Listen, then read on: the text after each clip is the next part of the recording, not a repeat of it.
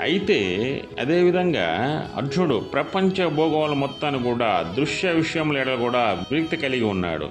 సంసారంపై విరక్తి జనించింది. అదేవిధంగా కంటి వెంట కంటి నీరు ధారాళంగా కారిపడిపోతూ ఉంది. జగద్విషయాలపై బాగా విరక్తి పొంది ఉన్నాడు. ఇట్టి స్థితి అందు అర్జునుడు చూసినటువంటి శ్రీకృష్ణ భగవానుడు ఏం చేశాడంటే, ఇతను మామూలుగా చెప్తే వినేటట్లేడు, బ్రహ్మోపదేశం చేస్తే గాని ఇతను మారడు అనే దానికి కంక్లూజన్కి వచ్చాడు శ్రీకృష్ణ భగవంతుడు. ఇతనికి పూర్తి స్థాయిలో ఆధ్యాత్మిక విద్య బోధించాల్సిందే. ఎలా అంటే ఇతను మనం చెప్పింది వినే పొజిషన్లో లేడు. ఎందుకనంటే ఇతను వినాలి. ఎంతటి వారైనా సరే వారికి ఆకలి లేదనుకో, వాళ్ళకి అన్నం వారికి అదేవిధంగా జ్ఞానం పొందాలని ఆలోచన ఎందుకో వాళ్ళు జ్ఞానాన్ని పొందలేరు. అదేవిధంగా ఆలోచించలేని వాడికి జ్ఞానం మనం అందించినా వాడు స్వీకరించలేడు. అదేవిధంగా ఇక్కడ అర్జునుడు విపరీతమైన బాధలో ఉన్నాడు. మనం ఏం చెప్పినా వినట్లేదు.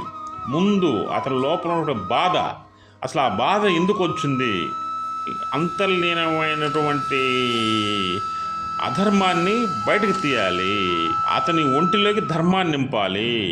స్వబంధువులు, నా బంధువులు, నా వారు అనే మమకారం అనేది దారుణమైన విషయం. ఆ మమకారం ఉండకూడదు. మీరు గమనిస్తున్నా తెలుసుకోండి ఒకటి.